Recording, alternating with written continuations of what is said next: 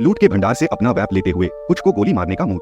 दायरे के माध्यम से वह पूरी तरह से देख सकता था, एक बेतुकी शांति के साथ, यहाँ तक कि ट्रिगर खींचने के परिणाम को भी जानता था।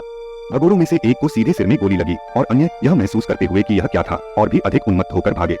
झेंग यी ने मन ही मन सोचा, यह एहसास बहुत अच्छा है, और इसका और अधिक आनंद लेने का फैसला किया। सभी शॉट सटीक थे, जिनका लक्ष्य सिर और घड़ी को निशाना बनाना था। जमीन पर 7 कैप्सूल के साथ बर्फ में 7 शव थे। इससे उन्हें यकीन हो गया कि उन्होंने इमारतों के सभी पड़ोसियों को एक संदेश भेज दिया है। बिल्डिंग 25 के नेता झेंग यी के पास एक राइफल है और उसका सामना करने का कोई रास्ता नहीं है। अब उन्हें उसके आदेशों का पालन करना होगा। अगले दिन जो क्यूई यह कहते हुए भोजन लेकर आई कि वह खाना पकाने का अभ्यास कर रही है। इसके अतिरिक्त उसने कल रात बालकनी पर शोर के बारे में पूछा। बिना कुछ छिपाए झेंग यी ने कहा कि उसने 7 लोगों की गोली मारकर हत्या कर दी। महिला की प्रतिक्रिया सिर्फ यह कहने के लिए थी कि झेंग यी अद्भुत हैं। झेंग यी ने यहाँ तक पूछा कि क्या वह उत्सुक नहीं थी कि उसने ऐसा करने के लिए AWP का उपयोग क्यों किया। जो क्यूई ने कहा कि यह उसका कोई काम नहीं है और इससे कोई फर्क नहीं पड़ता कि उसने क्या किया, वह उसके साथ है और यह बाहर मरने से बेहतर है। दूसरे शब्दों में, उसे इसकी परवाह नहीं है कि वह बाहर दूसरों के साथ क्या करता है। झेंग यी ने उसकी प्रशंसा भी की और कहा कि वह स्मार्ट है और उसमें अनावश्यक जिज्ञासाएं नहीं है और उसे यह पसंद है। इस बीच दूसरी तरफ बिल्डिंग 26 के निवासियों की नजर बर्फ में शवों पर पड़ी। उनमें से एक बॉस से संबंधित है। वे चिंतित हैं क्योंकि उन्हें कोई भोजन नहीं मिला है और अब उनकी योजनाओं को पूरा करने के लिए पुरुषों की कमी है। टियान फैंग चिढ़ गया और उसने डेविड, उसके रिश्तेदार और अन्य लोगों के शव लाने और अधिक भोजन करने का आदेश दिया। इस बीच झेंग यी ने दूसरे दौर के लिए बाहर जाने का फैसला किया। अब हर कोई उसका सम्मान करता है और निस्संदेह वे बहुत डरे हुए हैं। हेडफोन लगाने और अंकल यू लाइन पर होने के कारण झेंग यी को अब यकीन है कि इमारत सुरक्षित है। इस बीच बिल्डिंग 26 के नेता केवल कड़वाहट में डूब सकते थे। अगर उसे वह मोटरसाइकिल मिल जाए तो वह सिगरेट और खाना लेने के लिए बाहर जा सकता है। जो लोग पहले मोटरसाइकिल की तलाश में गए थे, उन्हें वह पार्किंग में नहीं मिली और उन्हें गोली मार दी गई। झेंग यी ने तब तक मोटरसाइकिल चलाई जब तक वह वहां नहीं पहुंच गया जहां वह जाना चाहता था, मशीनों और आयातित कारों का जिला। गोदाम इतने बड़े थे कि वे अभी तक बर्फ से ढके नहीं थे। छत तोड़कर वह रस्सी लेकर नीचे उतरा और सब कुछ अपने असीमित लूट के भंडार गोदाम में रख दिया। अब इन लग्जरी कारों का कोई मूल्य नहीं है, लेकिन किसी बिंदु पर हो सकता है। अगला कदम गैस स्टेशन पर जाना था। उसे अपने स्नोमोबाइल सहित जनरेटर और मशीनों के लिए इसकी आवश्यकता है। दुर्भाग्य से स्टेशन पूरी तरह से बर्फ में दब गया था। 10 मीटर तक खुदाई करना असंभव था। निराश होकर कि उसकी योजनाएं पहली बार काम नहीं कर पाई, उसने खुद को बर्फ में फेंक दिया और सोचा कि उसकी सभी संग्रहित मशीनों के लिए गैसोलीन होना कितना अच्छा होगा। वह उसके बारे में सोच ही रहा था कि उसे याद आया कि उसके पास एक विशाल उत्खनन यंत्र भी रखा हुआ है। उसके पास जो थोड़ा सा ईंधन है, उससे वह बर्फ खोदकर खोद सकता है। जब तक वह गैस स्टेशन के लिए रास्ता साफ करने में कामयाब नहीं हो गया, तब तक ज्यादा समय नहीं लगा। जगह के अंदर स्टेशन के गोदाम टैंक हैं। सौभाग्य से ईंधन जमा हुआ नहीं है। उसे बस टैंकों को सील करना था और उन्हें अपने लूटे गए भंडारण स्थान में सुरक्षित रखना था। एक पल के लिए उसे एहसास होता है कि इसकी और उसकी खुदाई करने वाली मशीन की मदद से वह दबी हुई हर चीज को खोदकर निकाल सकता है और कोई भी उसे रोक नहीं पाएगा। इसी बीच बिल्डिंग में एक पड़ोसी के बच्चे को तेज बुखार हो गया। जो क्यूयर बच्चे की देखभाल के लिए गया, लेकिन ज्यादा कुछ नहीं कर सका क्योंकि झांग यी हमेशा दवाइयां रखता था। अंकल यू अपनी प्रेमिका जिलिनी के बेटे से बची हुई दवा लाए। उन्होंने माँ को सांत्वना दी कि सब ठीक हो जाएगा। बच्चे का बुखार कम हो गया। हालांकि जो क्यूयर ने माँ को उसकी स्थिति पर नजर रखने की याद दिलाई। वे मुश्किल से ही दूर हटे थे कि उन्हें एक चीख सुनाई दी। आंटी लिन ने बच्चे पर हमला किया और अपने बेटे को बचाने के आवेग में माँ ने हस्तक्षेप किया और उसे गोली लग गई। जो क्यूयर कुछ सेकंड के लिए बच्चे को पकड़ने में कामयाब रहा। आंटी लिन यह कहते हुए पागल हो गई कि क्योंकि उन्होंने उनके पोते की मदद नहीं की, वह जीवित नहीं रह सका, इसलिए अब किसी को भी यहाँ बच्चे पैदा करने का अधिकार नहीं है। प्यारी जो क्यूयर बच्चे को बचाने के लिए कृत संकल्प थी। उसके साथ सीढ़ियों से दौड़ी। आंटी लिन डॉक्टर का पैर पकड़ने में कामयाब रही। माँ की तरह उसने अपने शरीर से बच्चे की रक्षा की। आंटी लिन अपने रास्ते में आने वाली हर चीज को खत्म करने के लिए कृत संकल्प थी। अंकल यू ने आंटी लिन को लात मारी और सीढ़ियों से नीचे फेंक दिया। वह बॉस की पत्नी को बचाने के लिए ठीक समय पर पहुंच गया। अपनी अनुपस्थिति में सब कुछ सुरक्षित रखने में विफल रहने के लिए वह खुद को माफ नहीं करेगा। आंटी लिन उन सभी पर क्रोधित थी। अंकल यू ने स्पष्ट किया कि झांग यी ने चेन झेंग को खत्म कर दिया और इसीलिए हर कोई सुरक्षित है। इसके अतिरिक्त जो किया ने बताया कि चेन झेंग के चले जाने के बाद उसने झांग यी से अपने पोते को दवा देने की विनती की। हालांकि जब वह इसे देने गई तो उसे पता चला कि आंटी लिन ने खुद अपने पोते को खाने के लिए मार डाला था। बूढ़ी औरत को इनकार में चिल्लाते हुए छोड़कर अंकल यू के साथ आए लोगों ने कहा कि उसे अपने बुरे कामों के लिए भुगतान करना होगा और वे मदद कर सकते हैं। उनके अनुसार वसा अच्छी तरह से जलती है और उन्हें अच्छा अलाव जलाए काफी समय हो गया है। झांग यी के पास लौटकर घर के बाहर वह गैस स्टेशन पर एक तंबू में सोया और अब वह और अधिक अन्वेषण के लिए बाहर जा रहा है। अपने उत्खननकर्ता के साथ वह शहर की सैन्य चौकी तक गया और खुदाई करके उसने सैन्य अड्डे तक पहुंच प्राप्त की। हालांकि सभी सैन्य आपूर्तियां ले ली गई। उन्होंने बस यही सोचा था कि सैन्य नेता सभी उपकरणों के साथ जीवित समाज से सत्ता छीनने की कोशिश करेंगे। अगर ऐसा है तो उसे इन लोगों से भी खुद को बचाने के लिए खुद को हथियारबंद कर लेना चाहिए। किसी और चीज की खुदाई करते समय उसने डेरे की एक दीवार तोड़ दी। हमें आश्चर्य हुआ कि सब कुछ सेना द्वारा नहीं लिया गया। इस स्थान पर भारी मात्रा में हथियार और गोला बारूद सीधे उसके लूटे गए भंडार में चला गया। इतनी देर दूर रहने के बाद वह अपने स्नोमोबाइल पर घर लौट आया और इस बार बिना खाना लाए। पड़ोसियों ने देखा कि वह बिना भोजन के हैं और तुरंत शिकायत करने लगे। झांग यी ने प्रतिवाद किया कि इस बार पूरे दिन भी उन्हें कुछ नहीं मिला। लेकिन अगर वे चाहें तो वे अपना भोजन खोजने के लिए बाहर जा सकते हैं और अब उसका अनुसरण नहीं कर सकते हैं, और वह उन्हें कृतघ्न कहता है।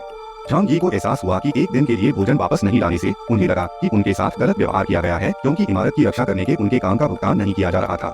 यद्यपि उन्होंने कहा कि चर्चा समाप्त हो गई है, कुछ निवासियों ने संपर्क किया और सुझाव दिया कि वह अगली बार उनमें से कुछ को खोजने के लिए ले जा सकते हैं और इस तरह वह अधिक आराम कर सकते हैं। केवल झांग यी ही नहीं, बल्कि हमने इस अजीब आदमी पर भी ध्यान नहीं दिया जिसका हाथ उसकी पीठ के पीछे छिपा हुआ था। झांग यी ने हाथ का इशारा किया और अगले ही पल विद्रोही के सिर पर एक बार हुआ और वह जमीन पर गिर गया। उनके साथ मौजूद अन्य लोगों ने माफी मांगी, लेकिन झांग यी ने स्पष्ट कर दिया कि कोई माफी नहीं है। उसने सभी को गोली मार दी और उनमें से कम 400 गए। बाकी लोग खिड़की के रास्ते भाग गए। शोर ने अंकल यू और झो के का ध्यान खींचा, जो चिंतित होकर वहां भागे। उन्होंने बस इतना कहा कि वे गद्दार थे और उन्होंने दया के साथ जवाब दिया। अंकल यू ने बस इतना कहा कि वे इतने सहज थे कि वे अपनी जगह भूल गए। झांग यी फिर घर चला गया, जैसे कि अब जो हुआ उसका कोई मतलब ही नहीं था। जेली में यह सोचकर वहां रुक गए कि उन्होंने जिस दया का उल्लेख किया है वह सिर्फ दूसरों को चेतावनी देने के लिए है। किसी ने भी सवाल नहीं किया कि क्या हुआ। वे घर चले गए, जबकि झांग यी को लगता है कि उसका तोप का चारा खत्म हो रहा है। आरामदायक घर में झांग यी ने झो के से पूछा कि क्या उसके दूर रहने के दौरान कुछ हुआ था। उसने बताया कि चाची लिन अपने पोते की मौत के कारण पागल हो गई थी और उसने मां पर हमला किया था, लेकिन इसका समाधान पहले ही हो चुका था। इसके अतिरिक्त चेन लिंग यू नामक एक अन्य इमारत से कोई व्यक्ति झांग यी के साथ कुछ चर्चा करना चाहता था, लेकिन उसने विशेष विवरण नहीं बताया, बस इतना कहा कि वह उसके साथ सहयोग करना चाहती थी। यह नहीं पता था कि यह व्यक्ति क्या पेशकश कर सकता है। झांग यी को इसकी परवाह नहीं थी। उसके पास वह सब कुछ है जिसकी उसे जरूरत है, और बाहर के लोग केवल ठंड और भूख से मरने का इंतजार कर सकते हैं। यह जानने के लिए कि क्या वह महिला के अनुरोध को अनदेखा करने जा रहा है, उसने उसकी जानकारी मांगी और झोके को इस व्यक्ति के बारे में जो पता है वह यह है कि चेन लिंग यू एक सौंदर्य प्रसाधन कंपनी का मालिक था और अब बिल्डिंग 9 को पूरी तरह से नियंत्रित करता है। झांग यी के लिए यह एकमात्र आश्चर्य था, इस प्रकार एक महिला के पास पूरी इमारत पर कब्जा करने की शक्ति थी। जिज्ञासावश झोके कहता है कि उसे इस महिला से बात करनी चाहिए, इसलिए उसके फोन पर पहले से ही उसके और दूसरी इमारत के नेता के संदेश थे। वह सीधे चेन लिंग के पास गया और पूछा कि वह क्या चाहती है। वह आवाज से बोलना चाहती थी और झांग यी ने तुरंत कहा कि उसके पास बोलने का धैर्य नहीं है, यह पाठ द्वारा होगा। पंक्ति के दूसरे छोर पर चेन लिंग ने केवल यही सोचा था कि बिल्डिंग 26 को गिराने वाले इस व्यक्ति के पास एक स्नोमोबाइल और एक राइफल है। वह कहती है कि उन्होंने उसके बारे में सुना है और जानते हैं कि उसके पास एक स्नोमोबाइल है। वह पूछता है कि उन्हें क्या पेशकश करनी है। मूल रूप से वहाँ 76 कर्मचारी हैं जो भोजन की खोज के लिए उसके स्नोमोबाइल का भी उपयोग कर सकते हैं। संक्षेप में वह स्नोमोबाइल चाहती है और वह पहले से ही उनके लिए भोजन उपलब्ध कराए, ताकि उनके पास उसके स्नोमोबाइल के साथ और अधिक खोज करने की ताकत हो, और उसे पता होना चाहिए कि जल्द ही पड़ोस के सभी लोग उसके खिलाफ हो सकते हैं। इसलिए सहयोगियों का होना बुद्धिमानी है। अब असंतुष्ट होकर उसने पूछा कि मना करने से क्या होगा। उसने कभी भिखारियों को डरा धमकाकर खाना मांगते नहीं देखा था। चेन लिंग शांत थे और उन्होंने स्पष्ट कर दिया कि वर्तमान में झांग यी सभी पड़ोसी इमारतों के लिए एक लक्ष्य है। यह केवल समय की बात है कि यदि वह सहयोग नहीं करता है तो हर कोई एकजुट होकर उन पर एक साथ हमला करेगा। ऐसे में उन्होंने इस बारे में सोचने के लिए समय मांगा और दूसरी इमारतों को देखते हुए फोन रख दिया। वह जानता था कि उसका घर अभेद्य है, लेकिन अगर सभी लोग एकजुट हो जाएं, तो किसी भी विषम परिस्थिति में वे उसकी इमारत को गिरा सकते हैं। जब वह बाहर निकलने का रास्ता सोच रहा था, तभी एक अन्य व्यक्ति उसे फोन पर बुला रहा था। इस बार यह ली जियान थे, जिन्होंने भी सहयोग करने के लिए कहा। उनकी बिल्डिंग 18 को शांत किया गया था और सभी ने एक दूसरे का सहयोग किया, संसाधनों को आपस में बांटा और उनका ध्यान लोगों की मानवता को बनाए रखने पर है। वह दूसरों के साथ संघर्ष में प्रवेश करने के लिए बिल्डिंग 25 की मदद करने के लिए तैयार है और बस कुछ आपूर्ति के बदले में उसकी कोई भी सेवा है। झांग यी ने झो क्यूयर से पूछा कि बिल्डिंग 18 में कौन सी चीजें हैं। उसकी जानकारी यह है कि उसने संकेत दिया कि ली जियान ने सर्वनाश के बाद इमारत के सभी निवासियों को एकजुट किया, लेकिन इतने सारे लोगों के लिए उसके संसाधन लंबे समय तक नहीं रहेंगे। उन्होंने जवाब दिया कि उन्हें भी सोचने की जरूरत है। जल्द ही उसने देखा कि कई अन्य लोगों ने उसे मैसेज किया था। झांग यी यह दिखाने के लिए झो क्यूर के पास गया कि उसे उन सभी को मारना पड़ सकता है। इस समय डॉक्टर के मन में यह था कि उसने झांग यी के साथ जुड़कर सही विकल्प चुना है। इस बार उसने अपनी प्रेमिका से सलाह मांगी, लेकिन अजीब बात यह है कि उसी समय उसने जुबली को भी दांव पर लगा दिया और पूछा कि क्या बेहतर है, सहयोग करना या उन सभी को नष्ट कर देना। तब वह ध्यान केंद्रित नहीं कर पाने के कारण ठीक से उत्तर भी नहीं दे पाई। आप जानते हैं कि मेरा क्या मतलब है। कुछ समय बाद उसने उससे अपने पैरों पर पहनने के लिए बुलेट प्रूफ जैकेट काटने को कहा। अब उनकी योजना इस प्रकार थी। अपनी इमारत के निवासियों के समूह में उसने उन्हें बताया कि पड़ोसियों ने उसे स्नोमोबाइल सौंपने की धमकी दी है, अन्यथा वे इमारत पर हमला करेंगे। यदि वह ऐसा करता है तो अब से इमारत के सभी लोगों को अपने भोजन की तलाश स्वयं करनी होगी। जल्द ही हर कोई इसके खिलाफ हो गया और अन्य इमारतों के खिलाफ जाने के लिए झांग यी का अनुसरण करने के लिए तैयार हो गया। झांग यी को केवल पड़ोसी इमारतों के नेताओं के साथ एक नए समूह में रखने में अधिक समय नहीं लगा। वहाँ उन्होंने स्पष्ट कर दिया कि यदि झांग यी सभी शर्तों का पालन करने से इनकार करते हैं तो वे सभी इमारतों के सार्वजनिक दुश्मन बन जाएंगे। उन्होंने सभी मांगे की सब कुछ वैसा ही होने दिया जैसा वे चाहते थे। उनके पास शानदार विचार था। उन्होंने सहयोग करने का फैसला किया और सभी नेताओं के साथ एक बैठक की। उनका विचार सभी नेताओं को खत्म करने का था।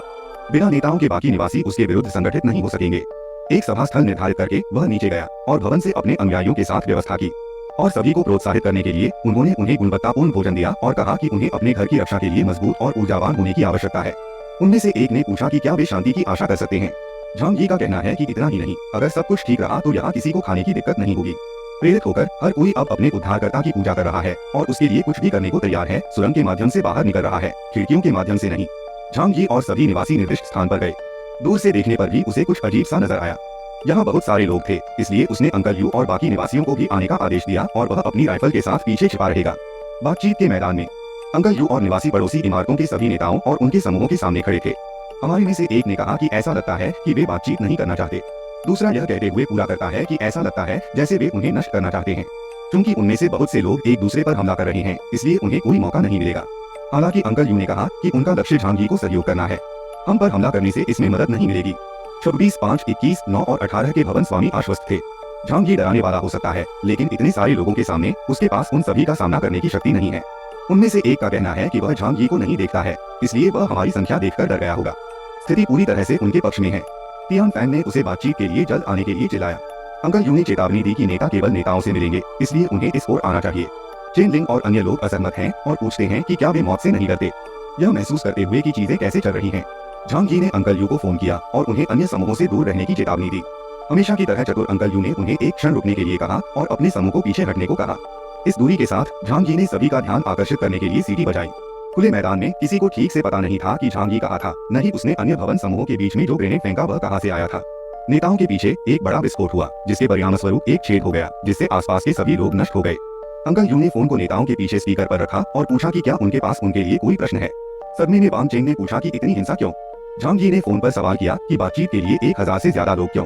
पहले से ही अपने भवन में वापस जाते हुए उन्होंने कहा कि नियत समय तक 5 मिनट शेष थे। यदि वे बिल्डिंग 25 में उनसे बात करने के लिए सहमत नहीं हुए तो बात खत्म हो गई। चेन लिंग ने सभी से कहा कि वे इसे स्वीकार करेंगे। पहले से ही एक अपार्टमेंट में झांग यी संतुष्ट था। एक ही धमाके में 20 से ज्यादा लोग मारे गए। इससे उसे विश्वास हो जाएगा और अब उसके पास उनमें से केवल 20 ही बचे हैं। कुछ देर बाद सभी नेता इमारत की सीढ़ियां चढ़कर निर्धारित स्थान पर पहुंच गए। क्योंकि वहाँ कोई लिफ्ट नहीं है, वे सभी थके हुए हैं। उन्होंने केवल यह पूछा कि क्या हर कोई वहाँ था, यह पुष्टि करते हुए कि वे थे। सभा आरंभ हुई। कमरे में रहने वालों ने पहले की तरह शांति से अपनी शर्तें रखी कि उसे कैसे सहयोग करना चाहिए। इससे असंतुष्ट होकर उसने अपना ग्लॉक निकाला और मेज पर रख दिया। तुरंत हर कोई चौंक गया। इसलिए झांग यी ने कहा कि यह सिर्फ उसकी कमर को परेशान कर रहा था। जारी रखना। उनमें से कोई भी इसे नजरअंदाज नहीं करना चाहता था और कहता था कि अगर वे पलटेंगे तो बाकी लोग उनके खिलाफ एकजुट हो जाएंगे। इस प्रकार झांग यी ने चर्चा का नेतृत्व किया। पहला बिंदु, वह उनकी मांगों से सहमत नहीं है। इतने सारे लोगों को खाना मुहैया कराना उनके लिए नामुमकिन है। वह प्रत्येक भवन के लिए प्रतिदिन अधिकतम 10 भोजन दे सकता है। वे उनका उपयोग कैसे करते हैं यह उन पर निर्भर है। चेन लिंग क्रोधित था। यह बहुत कम है, सिर्फ उनकी बिल्डिंग में ही 76 लोग रहते हैं। इसके बाद झांग यी ने इसे स्पष्ट कर दिया, यह या तो यह है या युद्ध है। कोई रास्ता न निकलने पर तियान फैंग ने यह कहते हुए मोर्चा संभाला कि चेन लिंग हर किसी का प्रतिनिधित्व नहीं करता है। वे स्वीकार करना चाहते हैं, लेकिन अगर उन्हें भोजन के बिना छोड़ दिया जाए तो यह हर किसी को सहयोग करने के लिए राजी नहीं करेगा। झांग यी ने क्रोधित होकर पूछा कि क्या यह वास्तव में उनके लिए बहुत कम है। सबसे शांतिपूर्ण ली जियांग ने यह कहते हुए नेतृत्व किया कि वह बात करना चाहते हैं। यह हमेशा सिर पर गोली मारने से बेहतर होता है। इस बिंदु पर झांग यी ने मेज पर अपना पैर रखते हुए कहा कि भोजन अनंत नहीं है। यदि वे खोजे भी तो अंततः वे समाप्त हो जाएंगे। उसने अपनी जेब से बीजों का एक गुच्छा निकाला और मेज पर फेंक दिया। उनका कहना है उन्हें अपना भोजन स्वयं बनाने में सक्षम होने के लिए भोजन रोपण शुरू करना चाहिए। तियान फैंग ने तुरंत सवाल किया, बर्फ में पौधे लगाने की कोशिश करने का क्या मतलब है। उसने अपनी घड़ी का उपयोग करते हुए बताया, बर्फ के नीचे जमीन है, पानी की कमी नहीं होगी। उसकी शर्त यह है कि सभी इमारतों को हर दिन खुदाई और पौधे लगाने के लिए अपने आदमी लगाने होंगे और बदले में वह प्रत्येक इमारत को 10 भोजन देगा। इसके अलावा वह दवाएं, पेय और सिगरेट भी उपलब्ध करा सकता है। सिगरेट सुनते ही दोनों धूम्रपान करने वाले सब कुछ भूल गए और कहा कि अगर वे सिगरेट पी सकते हैं तो उन्हें सब कुछ स्वीकार है। झांग यी ने अपनी जादुई जेब से एक बंद बटुआ निकाला और उन्हें आजमाने के लिए दिया। जब वे धूम्रपान करते हैं तो वह एक तरफ खड़ा होकर पूछता है कि क्या वे सहमत हैं। हर दिन उन्हें सिगरेट का एक डिब्बा मिल सकता है। ली जियांग कुछ कहना चाहते थे, लेकिन धूम्रपान करने वाले सामने आ गए और कहा कि वे उनकी हर बात स्वीकार करते हैं। उन्हें बस हर दिन धूम्रपान करने में सक्षम होना चाहिए। बाकी 3 नेताओं ने अभी तक प्रतिक्रिया नहीं दी है। वे उस व्यक्ति से भयभीत हैं जिसके हाथ में घड़ी है और जिसने पहले ही 2 नेताओं को मना लिया है। एक नेता ने दूसरों पर स्वीकार करने का दबाव डाला। दोनों पहले से ही उसके पक्ष में हैं और अब उसे खुश करना चाहते हैं, जितना बाकी लोग बेहतर चर्चा करना चाहते हैं। दोनों कोई शुरुआत नहीं देते। इस बीच झांग यी खिड़की के पास जाता है और देखता है कि इमारतों के निवासी हिलना शुरू कर रहे हैं। तब उसकी प्रतिक्रिया यह होती है कि वह नेताओं के पास जाता है और पूछता है, यह क्या है। वांग कियान, जिन्हें पहले ही खरीद लिया गया था, ने पुष्टि की कि सभी नेता यहाँ हैं। किसी के पास उन पर हमला करने का कोई कारण नहीं है।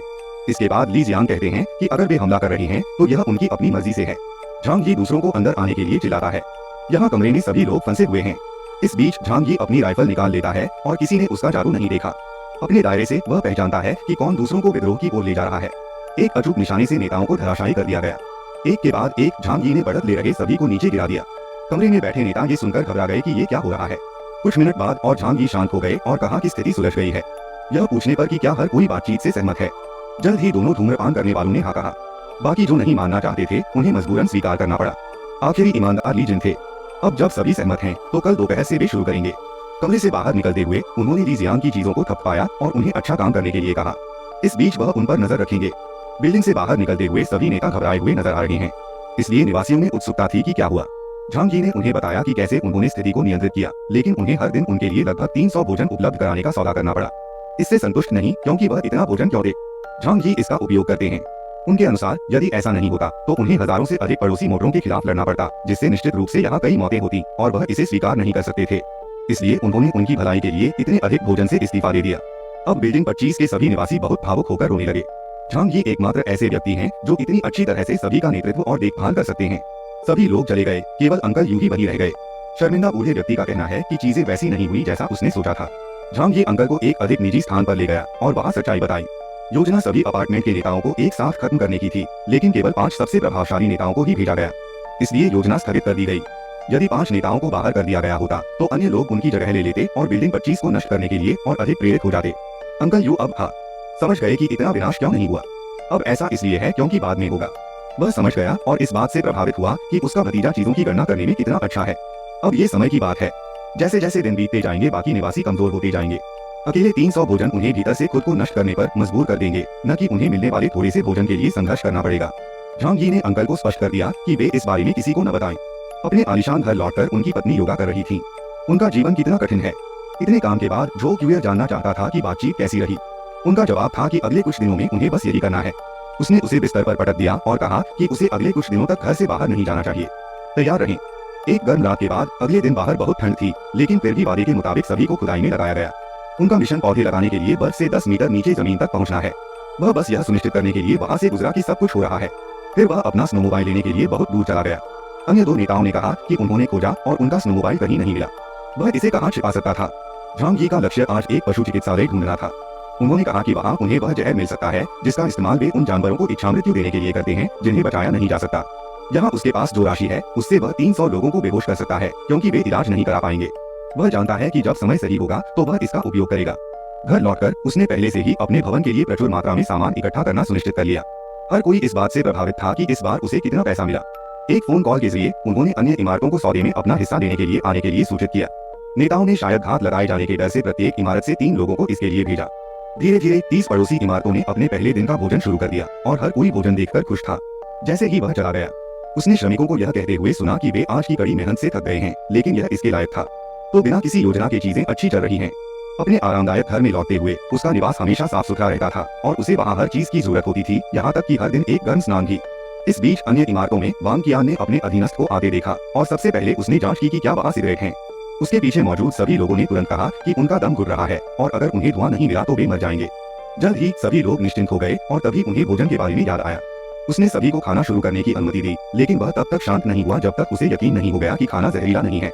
उनके समूह को भरोसा था कि उनके पास भोजन है, लेकिन इमारत के अन्य श्रमिक अपने हिस्से का इंतजार कर रहे थे जो कभी नहीं आया। उस रात नायक शांति से स्नान करके निकल गया और जब वह और उसकी पत्नी अपना पेट भर रहे थे तब उसने भोजन वितरण पर पड़ोस की बहस सुनी। अगले दिन हर कोई खुदाई कर रहा था और जैसे ही नायक अपने दैनिक दौरे के लिए तैयार हुआ, उसने भोजन की कमी के कारण सतर्क रहने की चेतावनी छोड़ दी, जिससे विवाद पैदा हो गया। उसके बाद वह और अधिक भोजन खोजने के लिए अपने स्नोमोबाइल पर निकल गया। कुछ घंटों के बाद वह और भी कम खाना लेकर लौटा। झांग यी ने सभी को बताया कि बाहर की आपूर्ति की खोज अप्रत्याशित थी और उनके पास जो कुछ भी था उससे उन्हें संतुष्ट रहना चाहिए। उनकी योजना आंतरिक संघर्षों को और तेज करने की थी। उसी दिन इमारतें कम खाने के लिए निवासियों को बाहर निकालने की स्थिति तक पहुंच गई। जबकि कई लोग अराजकता में थे, वह घर पर आरामदायक था, संगीत सुन रहा था और अपने उपकरण तैयार कर रहा था। अगले दिन उसने परिणाम देखा।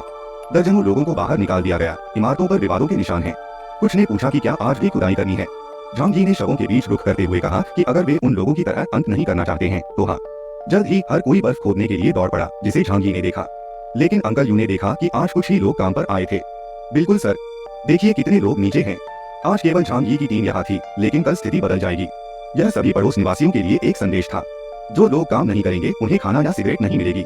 अगले दिन काम करने वाले लोगों की संख्या लगभग सामान्य थी। अंकल यू ने सवाल किया कि इतने सारे लोग काम पर क्यों लौट आए जबकि उन्हें पता था कि सभी के लिए पर्याप्त भोजन नहीं होगा। झांग जी ने संकेत दिया कि वे वैसे भी भोजन प्राप्त करने के लिए यहाँ आए थे और पिछले दिन के शब्द धीरे धीरे गायब हो रहे थे। जब वह जा रहा था, चेन लिंग बात करने के लिए उसके पास आया। वह गंदी और चिंतित थी, वर्तमान अराजकता पर चर्चा करना चाहती थी। अगर चीजें इसी तरह जारी रहीं, इतने कम भोजन के साथ निवासी एक दूसरे को मार डालेंगे। उन्होंने सुझाव दिया कि वे दोनों सभी के लिए भोजन की समस्या को हल करने के लिए वैज्ञानिक तरीके के बारे में सोच सकते हैं। वे अपने क्षेत्र का विस्तार करने पर भी विचार कर सकते हैं। यदि वे एकजुट हो जाएं, तो वे दुनिया के इस छोर पर एक साम्राज्य बना सकते हैं। झांग यी की नजर दुर्भावनापूर्ण हो गई। उन्होंने उन पर सत्ता हासिल करने के लिए लोगों को धोखा देने की कोशिश करने का आरोप लगाया और कहा कि उन्होंने जिस तरह से काम किया उसके कारण उनकी इमारत में कई लोग मर गए। उसकी पिछली बातचीत की रणनीति उसके साथ काम नहीं करेगी। झांग जी ने उसे दूर धकेलते हुए कहा कि उसके जैसे लोग जल्दी मर जाते हैं और उसे किसी भी चीज के लिए उस पर भरोसा नहीं करना चाहिए। उसके लिए जो कुछ बचा था वह उससे विनती करना था कि वह अपना मन बदल ले और उसे अपना दाहिना हाथ बना ले। अजीब बात है कि सब कुछ के बावजूद ली जियान की इमारत में कोई हताहत नहीं हुआ। हर कोई जीवित था और काम कर रहा था, उत्सुक था कि यह कैसे संभव हुआ। झांग जी ली जियान के पास यह पूछने के लिए गए कि वह सभी को जीवित रखने और सहयोग करने में कैसे कामयाब रहे। नायक संकेत दे रहा था कि वह सच्चाई को छिपाने के लिए कुछ कर रहा है। सभी ब्लॉक भोजन को लेकर आंतरिक रूप से युद्ध में थे। ली जियान की प्रतिक्रिया सरल थी। उन्होंने कहा कि उन्होंने अपने लोगों से कुछ भी नहीं छिपाया है। उन सभी को सौदे के बारे में बताएं और जो थोड़ा भोजन उन्हें मिला उसे समान रूप से वितरित किया। झांग जी ने मजाक में कहा कि इसका नतीजा यह हुआ कि हर कोई समान रूप से भूखा मर रहा है, जानने से संतुष्ट है। वह जाने वाला था, लेकिन ली जियान ने उसे इंतजार करने के लिए कहा। उन्होंने कहा कि झांग जी अपने निवासियों की मदद कर सकते हैं। झांग जी ने तब सुझाव दिया कि ली जियान के नेतृत्व कौशल के साथ वह अपने समूह से केवल सबसे मजबूत को चुन सकता है और अधिक भोजन कर सकता है। इसके बजाय ली जियान ने अपनी ईमानदारी बनाए रखना और सभी की रक्षा करने का प्रयास करना पसंद किया। अंत में वे सभी एक साथ भूखे मरेंगे। उन्होंने गरीब ली जियान को इस संदेह के साथ अकेला छोड़ दिया कि क्या खुद के बारे में सोचना और जिंदा रहने के लिए दूसरों को छोड़ देना सही है। झांग जी उन दो भ्रष्ट नेताओं के पास गए जिन्हें मिलने वाले भोजन के बारे में कोई शिकायत नहीं थी। उसने उनसे कहा कि अगर उन्हें किसी चीज की जरूरत हो तो वे उससे पूछ सकते हैं। उसकी छाया में कोई देख सकता था कि हमारा नायक वास्तव में कौन था। वह दूसरों का फायदा उठाने वालों के प्रति सहानुभूति रखते थे और हर किसी की मदद करने और ईमानदार होने की कोशिश करने वालों को कमतर आंकते थे। अन्य भवन निर्माण नेताओं ने बाद में नायक से संपर्क किया और वांग कियान और तियान फैंग के लाभ केवल सिगरेट के रूप में लेने के लिए कहा। हर कोई जो थोड़े से भोजन से अच्छा कर रहा था वह धूम्रपान के लिए भी कुछ लेना चाहता था। उन्होंने कहा कि कल से सभी लोग उनकी देखरेख में भी रहेंगे और लोगों को बर्खास्त कर देंगे। अन्य पड़ोसियों ने झांग यी से सवाल किया और पूछा कि वे और चीजें मांगने के हकदार क्यों महसूस करते हैं। नायक यह कहते हुए चला गया कि कुछ लोग दूसरों की तुलना में अधिक कमा सकते हैं, जिससे अन्य निवासियों में भी ईर्ष्या की भावना पैदा हो गई। घर लौटकर वह अपने सोफे पर लेट गया और कहा कि यह बस समय की बात है। चीजें वैसी ही चल रही थीं जैसी उसने योजना बनाई थी और जल्द ही हर कोई दूसरों की तरह बर्फ में पड़ा होगा। अब उसे अपनी योजना के दूसरे भाग को क्रियान्वित करना था। अगले दिन सुबह वह भोजन की तलाश में निकला। इस बार उन्होंने यह सुनिश्चित किया कि सभी को खूब कुछ मिले। भूख फैलने पर उसने पहले से बचाकर रखा हुआ जहर इस्तेमाल कर लिया। योजना बहुत अच्छी चल रही थी। क्या किसी समय नेता उनके खिलाफ नहीं हो जाएंगे? उन्हें किसी एक व्यक्ति के प्रभुत्व को स्वीकार नहीं करना चाहिए। वे जरूर कोई साजिश रच रहे होंगे। हालांकि विभिन्न हथियार रखने की उसकी पूर्ण शक्ति ने उनके लिए उसके खिलाफ जाना असंभव बना दिया था। झांग यी ने फैसला किया कि यह हमला करने का समय है। पहले से कहीं अधिक भोजन के साथ घर लौटते हुए उसने अपने अंकल यू और अन्य लोगों से उसकी रक्षा के लिए वहां रहने को कहा। इस बार नेतागण भोजन लेने आए। जिन नेताओं से उनका ज्यादा संपर्क था उनकी शक्ल अजीब लग रही थी। जब बिल्डिंग 21 की बारी आई तो झांग यी ने खाना देने के लिए अपनी पीठ घुमाई और आश्चर्यचकित रह गया। वे हमला करने के लिए चिल्लाए और अपने हथियार निकाल लिए। गोलियां चली और कोई झांग यी की रक्षा के लिए आगे बढ़ा। वह सतर्क हो गया। वह एकमात्र व्यक्ति था जिस पर उसे भरोसा था जो उसे गोलियों से बचाने के लिए आगे आया। जल्द ही अन्य इमारतों के पड़ोसियों ने काम पूरा करने के लिए संपर्क किया। उन्हें विश्वास था कि वह निहत्थे थे। उनमें से एक ने उस पर पीछे से वार करने की कोशिश की। अपने कौशल को छिपाने की परवाह न करते हुए उसने बस एक सीएस मशीन गन निकाली और अंधाधुंध गोलीबारी शुरू कर दी। लोगों की बेटों की संख्या से कोई फर्क नहीं पड़ता। कोई भी घबराई हुई ट्रिगर उंगली का विरोध नहीं कर सकता। जब गद्दारों के समूह ने नायक को गिराने की उम्मीद खो दी तो उन्होंने भागने की कोशिश की, लेकिन भले ही कई लोग भाग रहे थे, लेकिन सिर पर गोली मारकर उन सभी को गिरा दिया गया। जब गोला बारूद खत्म हो गया तो उसने 2 और पिस्तौलें निकाल ली। नेता वांग और तियान फैंग ने विनती करते हुए कहा कि वे सहयोगी नहीं हैं। हालांकि क्षमा ईश्वर से आती है। आखिरी बची चेन लिंग थी और उसने कहा कि वास्तव में उसका इससे कोई लेना देना नहीं है और यह सच भी हो सकता है। उन्होंने यह भी बताया कि उनकी देखभाल के लिए एक 13 साल की बेटी भी है। बिना दया के झांग यी ने उसके माथे में गोली मार दी। सभी को मार गिराने के बाद अब शायद कुछ वास्तविक अपराध बोध के साथ उसने कहा कि उसे खेद है, लेकिन वह बाघों को जीवित वापस नहीं लौटने दे सकता। उसके पीछे शवों का समुद्र। नायक को यह देखकर आश्चर्य हुआ कि कोई जीवित था। Uncle you. उसने गोदाम से एड्रेनालाइन इंजेक्शन लिया और उसे अपनी छाती पर लगा लिया। बिल्डिंग 25 के 2 लोग छुपे हुए थे। वह मदद के लिए चिल्लाया और वे अंकल यू को जॉकेर के पास ले गए। रास्ते में ज़ी लिमी ने अपने घायल प्रेमी को देखा और चिंतित हो गई। वह ऐसा क्यों था? अगर वह मर गया तो क्या होगा? वह कैसे जीवित रहेगी? तथ्य यह है कि महिला केवल यह सोच रही थी कि वह अपने लाभों को कैसे खो देगी। इससे नायक क्रोधित हो गया, इतना कि उसने उससे चुप रहने और चिंता न करने को कहा। महिला की प्रतिक्रिया बदल गई। यदि बूढ़ी यूं जीवित नहीं रहती है तो वह सुरक्षा के बिना अकेले जीवित नहीं रह पाएगी। वह कहती है कि अगर उसका प्यार मर जाता है तो उसे अपने बच्चे की देखभाल करनी होगी क्योंकि वह भी मर जाएगी। झांग यी को समझ नहीं आ रहा है कि वह पहले से ही इस नतीजे पर क्यों पहुंच रही थी कि वह जीवित नहीं बचेगा। क्या वह शायद चाहती है कि वह जीवित न रहे? जी जिनी रोने लगती है, चिल्लाने लगती है कि नहीं, उसके पति को जीवित रहना चाहिए। उसकी बातें सुनकर थककर झांग यी अंकल के पीछे चला जाता है। महिला के मन में अंकल यू एक अच्छे जीवन के लिए उसका बिजी टिकट है और वह उसे अपने हाथ से जाने नहीं दे सकती। दरवाजे पर वह उन सभी को अपने घर वापस जाने के लिए कहता है, लेकिन महिला इस बात पर जोर देती है कि उसके पति को इस समय उसके साथ की जरूरत है। अंकल जो वास्तव में उस महिला को पसंद करते हैं का ध्यान रखते हुए इसके बारे में सोचते हैं और उसे रहने देते हैं। जैसे ही वह अपने घर का दरवाजा खोलता है तो चीजों का रंग तक बदल जाता है। हवा गर्म है और शीलिनी खुशी के आंसू रोती है। यह वह जगह है जहाँ वह लंबे समय से रहने का सपना देख रही थी।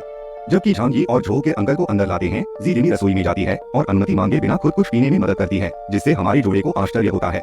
जल्द ही महिला खुश होकर लौटती है और पूछती है कि क्या उसके पास पाउडर वाला दूध है, जिससे झांग यी में तुरंत गुस्सा पैदा हो गया।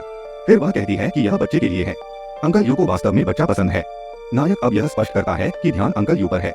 वह घर के एक अलग कमरे में जाता है और डायमेंशनल गोदाम से अस्पताल का स्ट्रेचर निकालता है। जी जिनी को आश्चर्य होता है कि क्या उसने उसे जादू का करतब दिखाते हुए देखा था, लेकिन उसने उसे अनदेखा कर दिया। झो किर से पूछा कि क्या उसे अंकल को बचाने के लिए किसी अतिरिक्त उपकरण या दवाइयों की जरूरत है।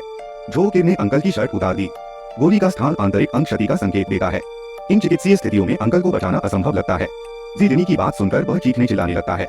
गुस्से में वह उसकी ओर इशारा करते हुए चेतावनी देता है कि अगर वह दोबारा हस्तक्षेप करेगी तो गंभीर परिणाम होंगे। वह रुकती है और कहती है कि उसके लिए कमरा छोड़ देना बेहतर है। उसके मन में यहाँ बहुत सारा भोजन और साफ गर्म पानी है। कौन इस कमरे में चारों ओर देखते हुए रुकना चाहेगा? उसके इरादे को समझते हुए नायक आगे आता है और उसे स्पष्ट करता है वह यहीं रहेंगी और मदद करेंगी। वह केवल इसलिए अंदर आई क्योंकि अंकल के लिए उसकी उपस्थिति महत्वपूर्ण थी। वह इस कमरे को तभी छोड़ेगी जब झो किर का काम पूरा हो जाएगा। वह महिलाओं को घर पर छोड़ देता है और सभी निवासियों को बुलाते हुए इमारत की पहली मंजिल पर चला जाता है। उनके साथ विश्वासघात हुआ है और अंकल यू शायद जीवित नहीं बचेंगे। अब उन्हें हड़ताल करनी होगी। ज्यादातर पड़ोसी इसके खिलाफ हैं। अन्य इमारतों में 1000 से अधिक लोग रहते हैं और वे बहुत कम हैं। झांग ये बताते हैं कि उन्हें केवल बाहर ही देखना चाहिए। इमारतों से निकलने वाले किसी भी व्यक्ति पर हमला किया जाएगा और इमारतों के भीतर छुपकर बाकी लोगों की वह देखभाल करेगा। जो लोग भाग नहीं लेंगे उन्हें देशद्रोही माना जाएगा और उन्हें बाहर शवों के समान परिणाम भुगतने होंगे। उनके लिए यहाँ गर्म कपड़े हैं। जल्द ही समूह बिल्डिंग 21 के दरवाजे पर पहुँचता है। ऊपरी मंजिल के निवासियों को एहसास होता है कि झांग यी उनके निवासियों का नेतृत्व कर रहे हैं। जो लोग जानते थे कि झांग यी हथियार चला सकता है, वे केवल भय से स्तब्ध रह गए। अधिकांश के पास केवल हाथापाई के हथियार थे और वह जादुई तरीके से एक मशीन गन का उत्पादन कर सकता था और उन सभी को नष्ट कर सकता था। बहादुरों को भरोसा है कि वे इमारत में सुरक्षित हैं। झांग यी सभी को निकास और खिड़कियों पर नजर रखने के लिए कहता है और वह बिल्डिंग 21 में प्रवेश करता है। लॉबी में पहुंचकर वह अपने भंडारण क्षेत्र से लकड़ी और कपड़ों का एक गुच्छा इकट्ठा करता है, उन्हें लॉबी में रखता है और फिर हर चीज पर गैसोलीन डालता है। सभी लकड़ी और कपड़ों को गैसोलीन के निशान से जोड़ता है। फिर वह अपना लाइटर जलाता है और मजाकिया अंदाज में कहता है कि वह दयालु होगा और उन्हें इस अत्यधिक ठंड में गर्म होने में मदद करेगा। वह लाइटर को गैसोलीन में फेंक देता है। आग की लपटें तेजी से लॉबी में फैल गई और वह शांति से घटनास्थल से चला गया। इमारत की सीढ़ियों से धुआं फर्श तक फैल गया। ऊपरी मंजिलों पर मौजूद हर कोई भयभीत महसूस कर रहा था। खिड़कियां खोलने के लिए चिल्ला रहा था, अन्यथा धुएं से उनका दम घुट जाएगा। हालांकि कई लोगों ने अपने घरों में पाया कि अत्यधिक ठंड के कारण खिड़कियां जमी हुई थीं। औजारों के बिना वे उन्हें तोड़ नहीं सकते थे। नायक शांति से बिल्डिंग 21 से बाहर निकल गया। उसने अपने पीछे की इमारत जो अब धुआं छोड़ रही है की ओर इशारा करते हुए कहा, अब आप में से बाकी लोग इसे संभालें, किसी को भागने न दें। जैसे जैसे आग की लपटें बढ़ती गई, कई लोग गर्मी सहन नहीं कर सके और नीचे बर्फ में उतरकर कूदने का फैसला किया। भले ही वे जलने से नहीं मरे, लेकिन गिरने से उनकी रीढ़ की हड्डी टूट गई। एक महिला को उन पर कोई दया नहीं आई क्योंकि वे रेंग रहे थे और आग की चपेट में आ गए। उसने बस अपना चाकू उनमें दबा दिया। यहाँ तक कि उसके आसपास के पुरुषों में भी इतनी निर्दयता नहीं थी। प्रेमी ने कुछ घबराते हुए पूछा कि क्या वह ठीक है। जब महिला मुड़ी तो वह एक प्यारी परी की तरह लग रही थी जो कह रही थी कि यह काम था। जब कोई और गिर गया और गिरने से हुए नुकसान से नहीं मरा तो वह वहां गई और उस बेचारी आत्मा को अब और पीड़ा न झेलने में मदद की। कुछ ही मिनटों में पूरी बिल्डिंग 21 को खत्म कर दिया गया। बाद में झांग यी ने तियान फांग के नेतृत्व में अपने लोगों को बिल्डिंग 26 तक पहुंचाया। बिल्डिंग 21 के साथ जो हुआ उसे देखकर निवासी घबरा गए। जब वे पहुंचे तो निवासियों ने चिल्लाया कि वे तियान फैंग का समर्थन नहीं कर रहे थे और निर्दोष थे। हंसते हुए झांग यी ने कहा कि इससे कोई फर्क नहीं पड़ता, वे सभी जलने वाले थे। थोड़ी देर बाद इस इमारत का भी वही हश्र हुआ और इसके साथ ही 5 अन्य इमारतों को ठंड से बचाने के लिए गर्म कर दिया गया। उनका विचार था कि यह एक रात के लिए पर्याप्त है। उन्होंने दूसरी बिल्डिंग के निवासियों से कहा कि वे चिंता न करें। वह जानता था कि वास्तव में निर्दोष लोग कौन थे और वे ठीक हो जाएंगे। कुछ को आशा दिखी और वे खुश हुए, लेकिन कई अन्य चिल्लाए कि 5 इमारतों को जलाने के बाद वह थक गए होंगे। उसने चिल्लाने की परवाह न करते हुए आदेश दिया कि आज के लिए इतना ही काफी है। इतने लंबे समय तक ठंड सहने के बाद उनके लोगों ने कहा कि वे बाहर रहेंगे और आग से खुद को गर्म करेंगे। यहाँ तक कि आग के लिए ईंधन भी वहीं से था। फिर वह उन 2 लोगों के शवों के पास गया जो उसके प्रति सबसे अधिक वफादार थे। उसके लिए उन्हें धोखा देने का कोई मतलब नहीं था, क्योंकि उनके साथ हमेशा अच्छा व्यवहार किया गया था। यह जानने की उत्सुकता थी कि उसने जांच के लिए उनके सेल फोन क्यों लिए। बातचीत को देखकर वह समझ गया कि क्यों। विद्रोह में शामिल इमारतों से निपटने के बाद झांग ये अंकल यू को देखने के लिए घर लौट आए। हृदय गति मॉनिटर की स्थिर लय ने संकेत दिया कि अंकल यू खतरे से बाहर थे। उन्होंने खुशी से कहा कि झो किर वास्तव में शहर का सबसे अच्छा शेरजियन था। जैसे ही वे बात कर रहे थे, झाओली मेई उनके पास आई और अपने बच्चे के लिए खाने के लिए कुछ मांगा। तिरस्कार पूर्वक देखते हुए उसने कहीं से इंस्टेंट नूडल्स का एक पैकेट निकाला और यह कहते हुए जमीन पर फेंक दिया कि वह उसे भूखा नहीं मरने देगा। लेकिन महिला ने इसे यहीं नहीं छोड़ा और कहा कि यह काफी नहीं है। रसोई में उसने देखा कि अंडे और चिकन थे। उस पल में झांगी लगभग गुस्से से फूट पड़ा। यहाँ तक कि झो किर भी महिला के दुस्साहस से हैरान था। सर्वनाश में मुफ्त भोजन के बारे में शिकायत करते हुए नायिका ने चिढ़कर कहा कि यह सिर्फ इंस्टेंट नूडल्स था, अन्यथा वह कुछ भी नहीं खाएगी। इसके बाद वह अपनी गर्लफ्रेंड के साथ चला गया। वे कमरे में लौट आए। थकी हुई झांगी ने अपने पैरों की मालिश करना शुरू कर दिया। यह वहां से शुरू हुआ और जल्द ही उसके होठों तक पहुंच गया, फिर वापस उसके पैरों तक। झो किर ने बताया कि अंकल यू की रिकवरी असामान्य थी। सर्जरी के दौरान उनके घाव तेजी से ठीक होने लगे। यह सुनकर झांगी को अचानक सदमा पहुंचा। उन्होंने निष्कर्ष निकाला कि सुपरनोवा विस्फोट के दौरान एक गामा किरण तरंग पृथ्वी से होकर गुजरी और उसने किसी स्थिति में लोगों को शक्तियां प्रदान की होंगी। ऐसा हो सकता है कि अंकल यू ने अपनी आयामी भंडारण क्षमता जैसी कुछ क्षमता जागृत कर ली हो। यह स्वीकार करते हुए कि यह मामला था, उन्होंने सोचा कि केवल वह और अब अंकल यू की क्षमता को जागृत करने वाले एकमात्र व्यक्ति क्यों थे। उनका विचार था कि निकट मृत्यु की स्थिति ने इसे ट्रिगर किया। नमस्ते दोस्तों, हमारे चैनल को 1000 सब्सक्राइबर्स तक पहुंचाने में कृपया हमारी मदद करें। धन्यवाद।